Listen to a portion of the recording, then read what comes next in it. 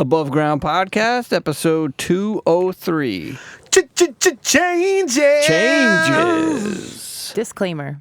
The hosts of this podcast, Will Foley and TPP, are not medical professionals, and this is not medical advice. Both Will and TPP have first-hand experience with mental illness. They have their own perspective and own thoughts on mental health challenges. These conversations aim to break down the walls while building stronger foundations for positive mental health. Above Ground Podcast was birthed to help those who struggle with their mental health through honest dialogue. By speaking openly and sharing tools, they foster connection. By fostering connection, they convey hope. With connection and hope, we can continue to increase awareness. This is Above Ground Podcast. Coming at you live with real conversations about mental health from the peer perspective, it's time for Above Ground Podcast. Now your hosts, TPP and Will Foley. Welcome to Above Ground Podcast. Hey, what's up, everyone? Welcome to episode, 201? 203. 203. Damn, I'm behind, man. 203. You know what this is? The start of Mental Health Awareness Month. Well, as the start of Mental Health Awareness Month today, we're going to bring back a part of this show that we haven't done in a while. Like a couple of years ago, we did this whole thing about DBT and stuff. And so, first off, I actually want to start this off in the tradition of what we're going to talk about today. Because what we're going to talk about today is a form of therapy that I'm just learning about now. And its acronym is CT-R, and it's Recovery-Oriented Cognitive Therapy.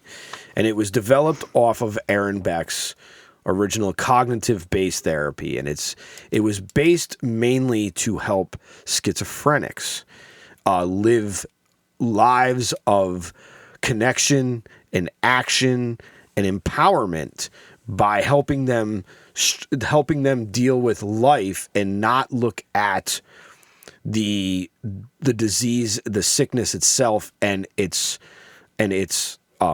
symptoms, but look at the person and look at what their goals are, what their aspirations are, and get them to the point of almost not ignoring your illness, but maintaining your illness and maintaining a positive attitude at the same time.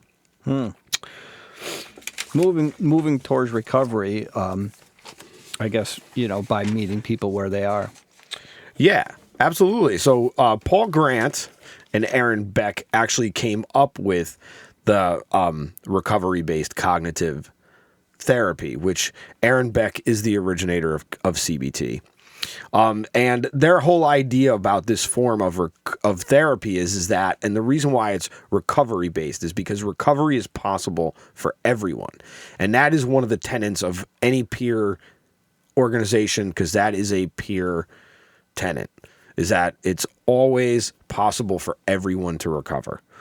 And meaningful participation rather than symptom reduction is the biggest part of this form of therapy, because it's all about the connection. Because they actually have found that some of the best therapies don't look like therapy at all, as we know, because it's all about connection. Yeah, that, and also, like you just said, is they're not, I think I don't want to say most therapy, but maybe most medication is more fixated on the symptoms. Right. And that's what I say, it's like you can treat the symptoms all day long, but until you dig down deep and pull out that root, you're going to be treating the symptoms for the rest of your life. Absolutely, but it's not even about getting to the root. It's about actually getting to a part of the person that gets ignored because of all of this. Which is a piece of the root, though, I think. Yeah, I mean, it is at its essence. Yeah. At its essence, because, I mean, you wouldn't be in any of this if it wasn't for something that's very deep. So the basic background, the theory is just that connection is a fundamental need, and the need to belong is important, and it's intrinsic to everybody. We talk about connection on this show all the time now. All the time we talk about connection. Our second episode ever was connection. Yeah, and we talk about, because that's what this was started. This was a connection to connect us to others like us, and to connect you guys to us. And I think through that, we've developed even a bit more. I think through the connection we've learned, through the connection we've grown, and I don't know. I again, the connection is just a huge variable that might be overlooked. Yeah, I agree. But what I like about, obviously cognitive behavioral therapy and even this recovery oriented cognitive therapy, anything with cognition, the cognitive model is it's focused on how we think and how our perceptions affect our behaviors and emotions. And I'm big on that because I think that is so huge that people don't realize how important it is, the way we talk to ourselves and the way that we see things. It just makes such a difference. Well, our perspective is so much, man. It's crazy. It's crazy. So in when we talk about recovery, what we're talking about in the common factors of recovery is the ability to manage work, right? Work is a fundamental thing that most people want. Most people want to feel connected, so they go to work. They want meaningful relationships. And they want to manage their own stress experience. And this form of cognitive therapy can be done in the milieu, in like a recovery center, at a hospital. It can be done at the stream while you're fishing with your buddy, because cognitive therapy is really about emotions, and it's about getting to those emotions and understanding that you can change the way you work with those, right, and feel those. Change your relationship, right? You change your relationship to them, and I those, think that that's really where. And we've been talking about this the last couple of weeks. Yeah, those thoughts and emotions are going to basically be be what's behind your behaviors. That's right. Beliefs, and here's the yin and yang about beliefs. Beliefs are a huge part of why people succeed, but beliefs are also a huge part of why people fail. Absolutely. So, what do you believe? Why do you believe it? When do you believe it? Because some of these beliefs that we do get only come up when we're under stress. And it's our relationship to that stress that causes us to go into a lot of these structures that cause us. Yeah, I think they were, inserted somewhere throughout our life, maybe in childhood or maybe even past experiences, and the way that we look at them and the way that we saw them as they happened then, and we may not have changed our perception about them still to this day. So I think that's a factor as well. Absolutely. The whole idea about this at its essence is that connecting to other people is important. And by choosing your own path of recovery and how you manage your things, and by having other people listen to you, puts you in the driver's seat of your own recovery. And people really want autonomy. They want to be in the driver's seat, man. Most people don't want to be told what to do. Most people don't appreciate AOT. They don't appreciate people in their business. But there's certain reasons why you have these things happen, and but you don't have to stay in those patterns that got you into those. Right. That's I think that's a key thing too, is the things that happened to you got you where you are today, but it's what you do now that is what's going to decide where you're going to end up. And I think that's in our hands. We can change our thoughts. Is it difficult? Yes. Does it take time? Absolutely. But is it possible? Definitely. I think it can be a motivator, just knowing this stuff and knowing that it's possible. I don't know if there's any CTR therapists in the area or not, or, I have no idea. This is the first time that I've heard of it. Will got trained on it through his job. Yeah, so and was telling me about it, and I was like, that sounds pretty cool. Yeah, it's something new that was just introduced to me that I've been introduced to. As I'm fortunate enough now that I can probably say it, that I've been working in the field now for the last year, and I'm learning a lot. And it's great to be able to actually get paid to be me and get paid to actually learn about more stuff. So I'm very grateful, and my job is not a subsidy of this podcast, nor does it, approve or not approve. It's not involved whatsoever.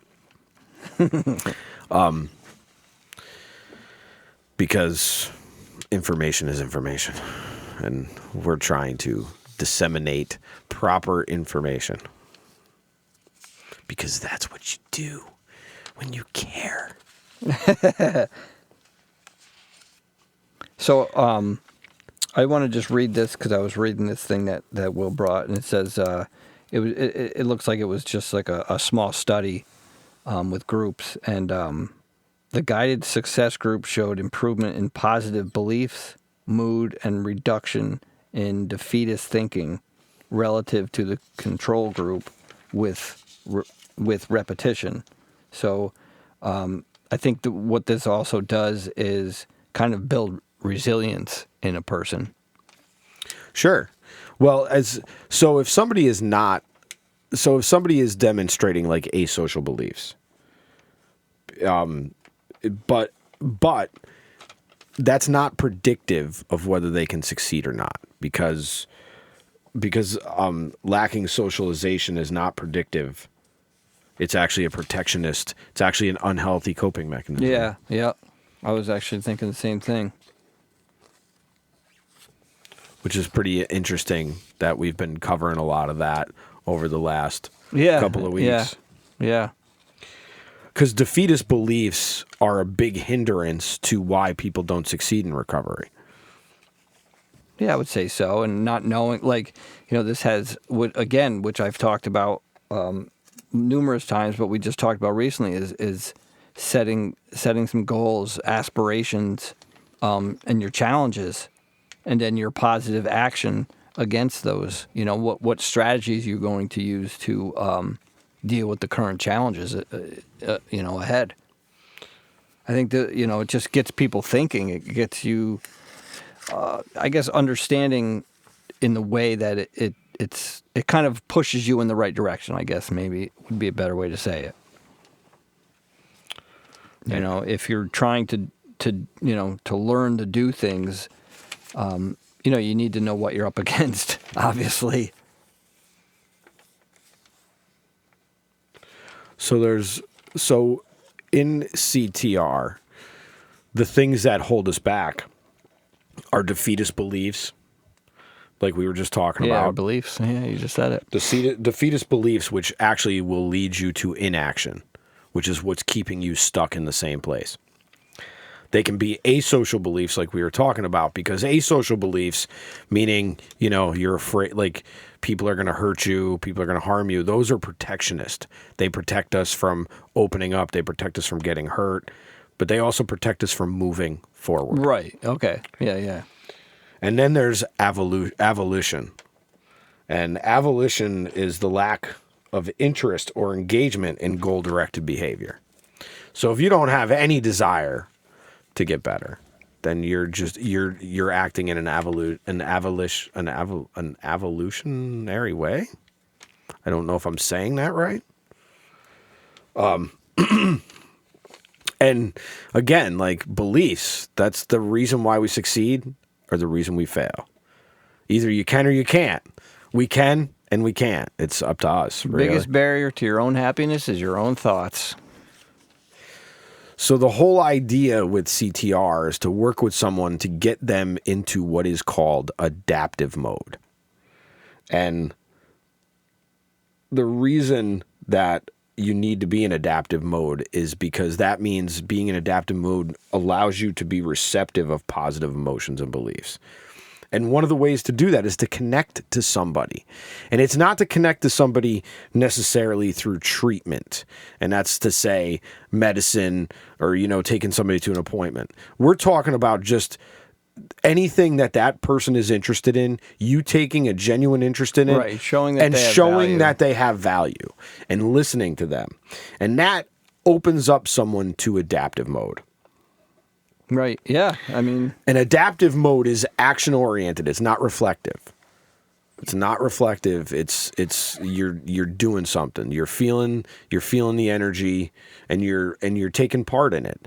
And what it's doing is it's getting the juices going. It's kicking the mojo back in. we like when the juices are flowing. And one of the ways, one question that you can ask somebody that you're working with, and one way to start it is to ask someone, when you are at your best, what are you doing? What are you eating? What are you reading? Who are you talking to? Because it's when we look at who we are when we're at our best. And yes, okay, it is hard to see us in our best light. If you can't see it for yourself, then ask somebody that you can trust. Yeah. Because I guarantee you can Right. tell, somebody will be able to tell you, and I guarantee you've had a best. We've all had a best, man. We've all had a best, no matter who we are. Because when we're in our best self, then we're firing on all cylinders, generally.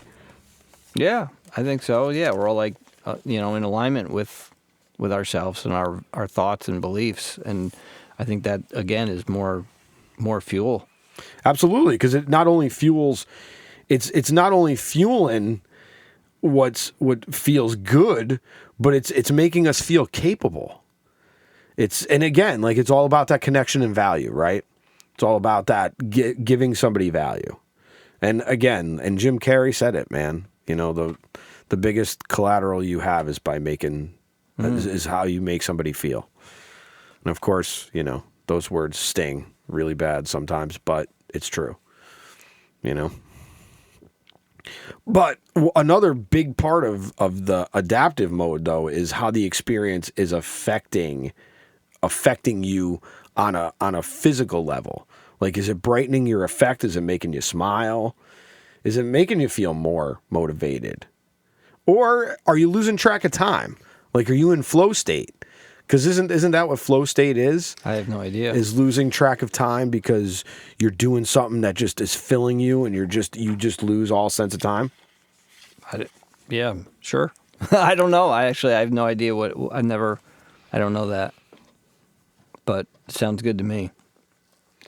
One way to get into the adaptive mode and to do it fairly innocuously is to just go outside, get in the sun, get in the air, get in the fresh air. You don't even have to get in the sun. You just got to get outside. Doesn't matter if it's nighttime.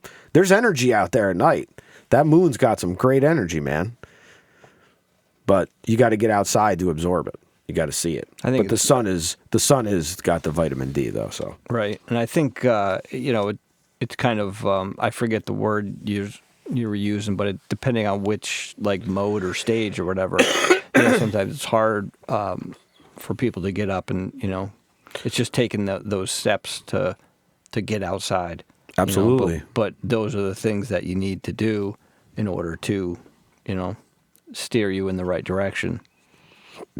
And if that means you only get up, get out of the chair, go look out the window, and go sit back down again the first day, Yeah. that's okay. Do it. And if you have to do that for the next 6 days, do it. Just the next day, add a smile. Then the day Right, after that, add a smile and a cup of coffee. Then the next day after that, maybe you go to the front door and open it and just look out. It's all about those little things, man. Yeah, it's the little steps, as long as it's forward motion, it doesn't really matter if you're crawling, as long as you're moving, don't get stagnant. Absolutely. And so another good way to get somebody into adaptive mode, if you're struggling with a family member who just doesn't seem to be coming out of their cycle or whatever they're going through, another good way to get them into adaptive mode is to ask advice, or to ask them to teach you how to do something that they know they know how to do. That gets everybody fired up, because it goes to show that you not only know and pay attention, but that you value what they do. And I think you can also find out a person's strengths that way too. Well, that's what it's all about. It's about finding strengths and amplifying those strengths. And by helping amplify those strengths, hopefully if you expose them to it enough and you create that rhythm, then they can take it over. Because again, this is the thing. No one can work harder on you than you. Okay? That doesn't work any other way. No one can work harder on you than you. I mean, no one can really do the work. They can help you and guide you, but ultimately you have to do the work. That's the key. Even though it's not locked, that is the key. Yeah, it's not locked. That's the thing. So there is no key. You don't need a key to get in. It's open. Well, I think that there is a key, and I think that's what confuses people, and it kind of plays with their mind and it makes them think that they can't. It's that whole, like you said, building on the strength. It's like, well, there's a key because I can't just, if there's a key, it's got to be locked, and it's all that perception, it's all your thoughts. You just have to kind of,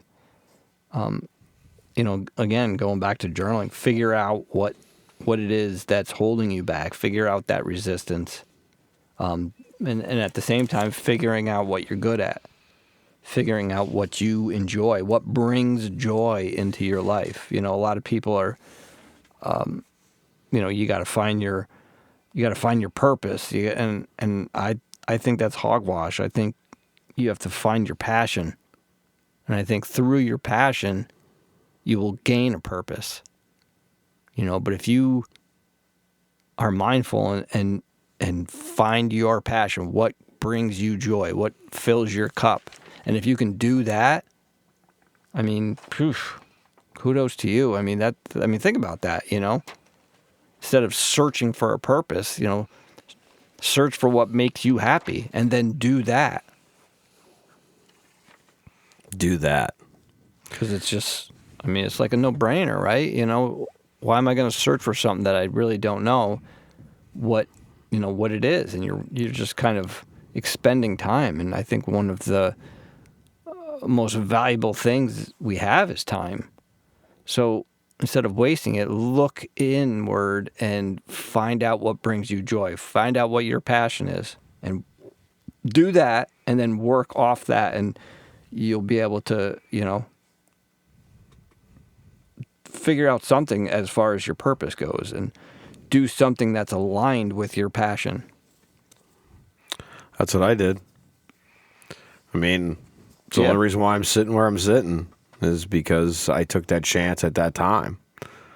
So sometimes you gotta, the hardest lesson I've learned is that you actually have to ask for what you want, or else you'll never get it.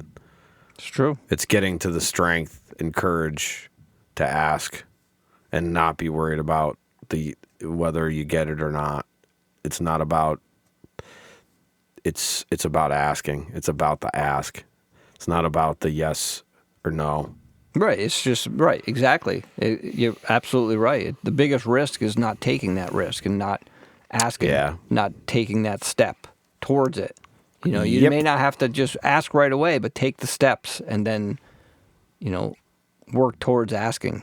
I think going back to DBT, it's that interpersonal effectiveness that's where that can come in handy. It's just huge, being able to communicate your needs in a kind and respectful way to all parties, and communicate what your needs are, what your wants are, and if you don't, like you said, if you don't ask, you'll never know. Nope.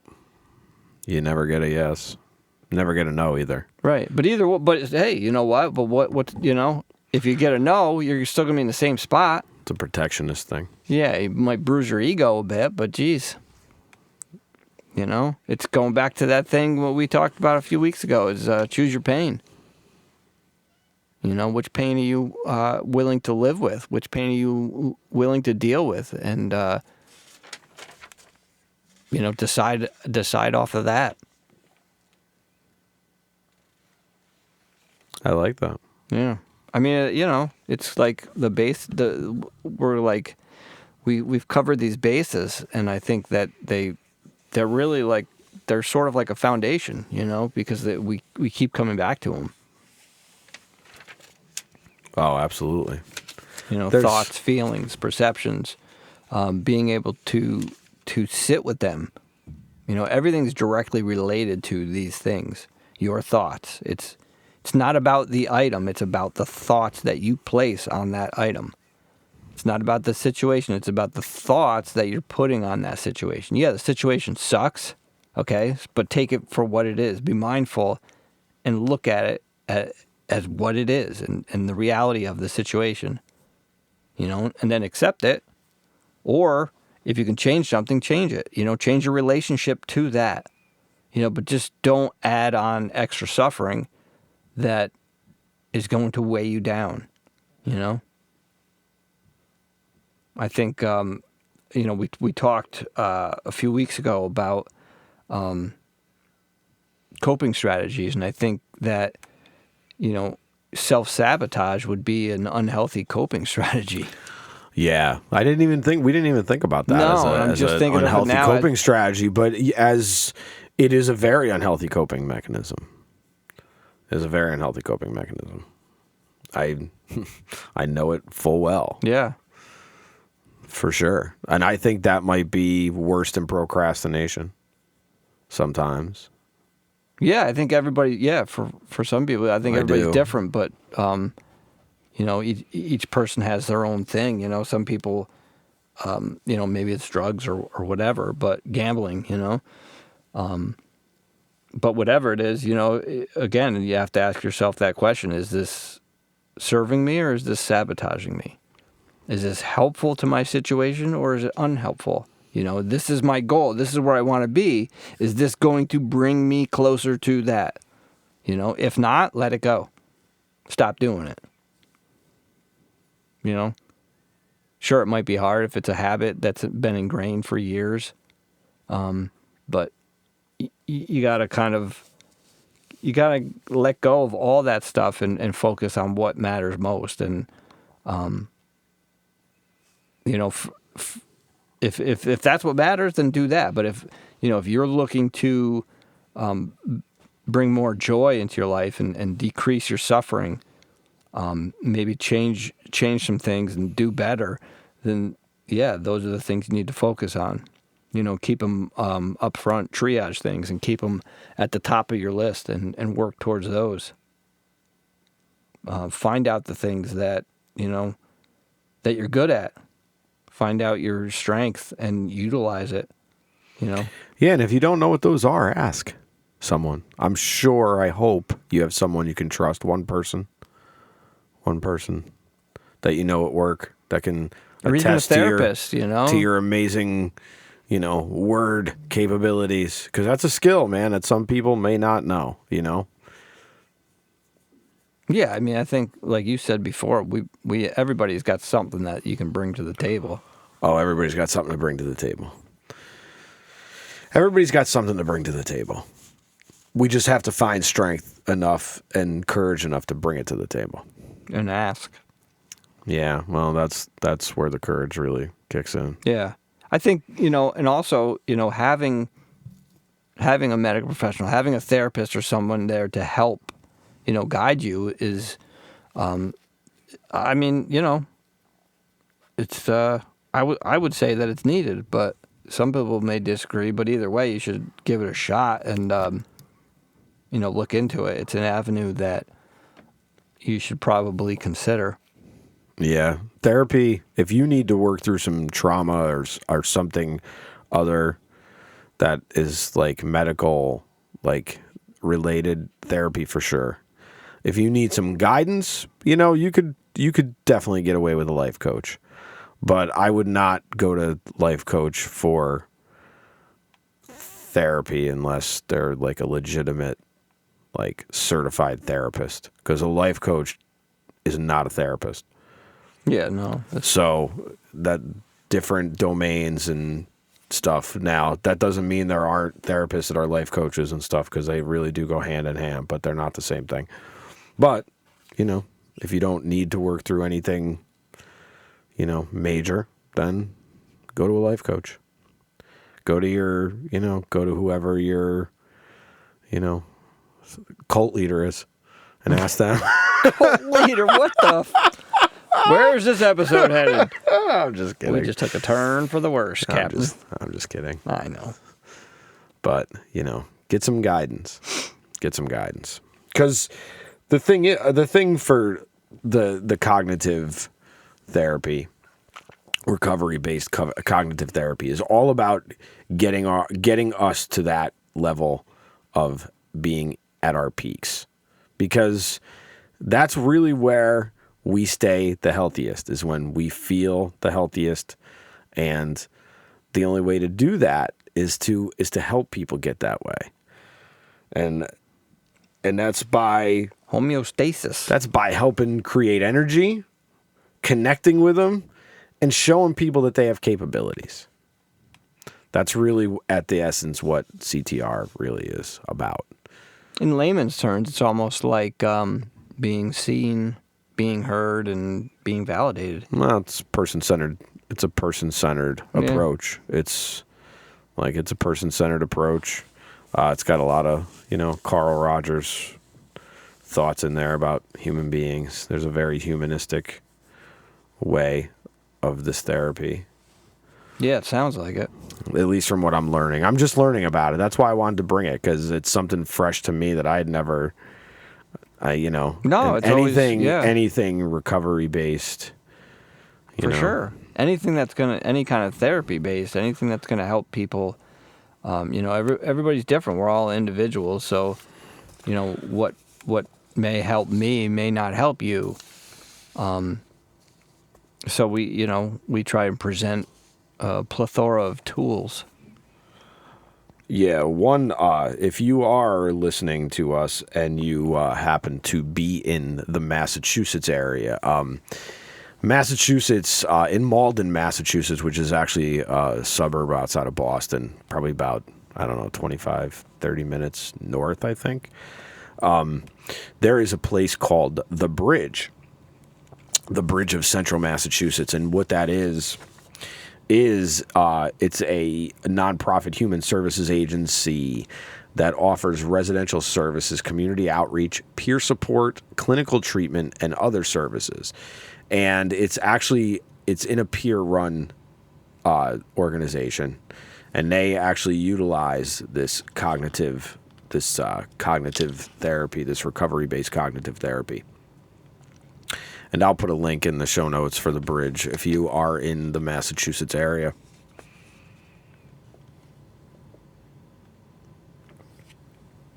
Speaking of peers, there is mental health meetups every month at the Sages Circle. That's right, the Sages Circle, 440 Saratoga Road, Glenville. Is it 440? Well, I thought it was. Maybe it is 443. Is it 443? I don't know. It's in Glenville. Oh shit, man! I know. I'm usually right on that. But anyways, so it's 443 Saratoga Road in Glenville. Wow, damn. But you can check out www.sagesevents.com, and it will tell you, because I think, what are we in now? May. So I think I think we have one the 21st possibly. Just check the website or just check our Instagram and wow, Facebook. May 21st already? Yeah. Damn. And, the year's flying by already. We do these monthly mental health meetups, get together with like-minded individuals, I guess, or just individuals in general, and connect. Because as Will said, it's all about connection. Yeah, you don't have to be like-minded. You just have to come and be kind. Right. Pretty much. And if you're willing and able to share a story and possibly get some feedback or learn some tools, or maybe get some inspiration from another person. And, all in all, and make a connection. So just check it out. We're doing them monthly at the Sages Circle in Glenville. Yeah, coming out for Connection.